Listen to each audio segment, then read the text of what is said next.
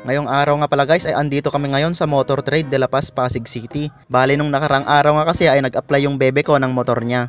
Dalawang motorcycle dealer nga pala yung pinag-applyan namin nung nakarang araw, sa Yamaha at dito sa Motor Trade. Baling sa Yamaha ay pangalan ni bebe ko yung ginamit. At dito naman sa Motor Trade ay pangalan ko yung ginamit. At paunahan na lang kung sino yung unang mag-approve. Bali sa Yamaha nga pala ang in-applyan namin ay Honda Mio Gear 125. At dito naman sa Motor Trade ang in-applyan namin ay Yamaha Click 125.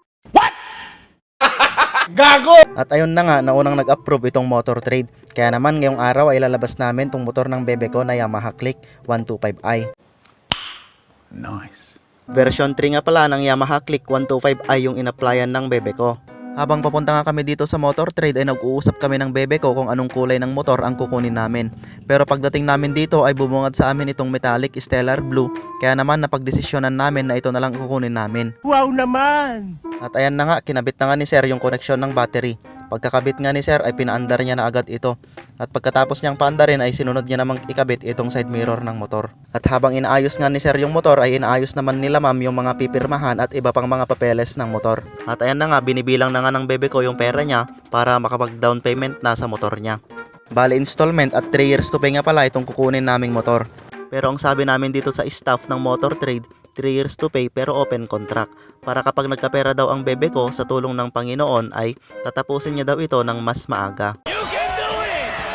At nung nakapag-down na nga ang bebe ko ay pinuntahan agad itong motor at sinakyan niya. Grabe, ang angas mo boy. Baka Yamaha Click 125i version 3 yan.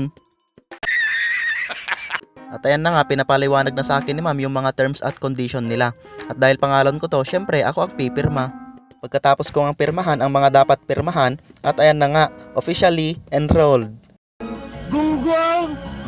Barinig kita sa mukha eh! Maraming salamat nga po pala sa inyo mga ma'am. Ganon din po kay sir sa pag-assist po sa amin.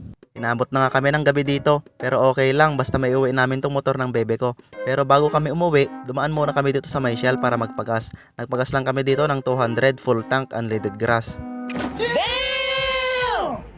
At dito nga ay tamang drive lang ako. Idediretso ko na sana sa bahay pero ang sabi ng bebe ko, daan daw muna kami sa SM Marikina. Bibili daw siya ng helmet. Sana all! Pagkalipas nga ng ilang minuto ay nakarating na kami dito sa SM Marikina. Kaya naman dumiretso na kami dito sa Maysec Moto Supply.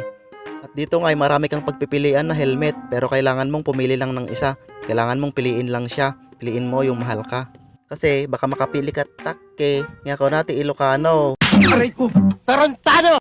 At ayan na nga guys, nakapili na nga yung bebe ko. Kulay white nga pala yung napili niya. Kasi nga babagay daw yung kulay niya sa motor. At dito nga ay kinakabit na ni sir yung lens niya. Pero bago niya ikabit yung lens ay kinabit niya muna yung anti-fog. At ayan na nga, babayaran na ni bebe ko yung napili niyang helmet. Pagkatapos nga niyang bayaran ay binitbit niya na yung helmet at inaya niya na akong umuwi. Gusto ko lang sabihin guys na yung paglabas namin ng motor at pagbili namin ng helmet ay hindi namin ipinagmamayabang sa inyo. Kundi gawin din ninyo itong inspirasyon dahil kung nagawa namin, magagawa mo rin. Basta lahat ng bagay na pangarap natin ay ikumit natin sa Panginoon. At hanggang dito na lang mga paps, maraming salamat sa panonood. Bye bye!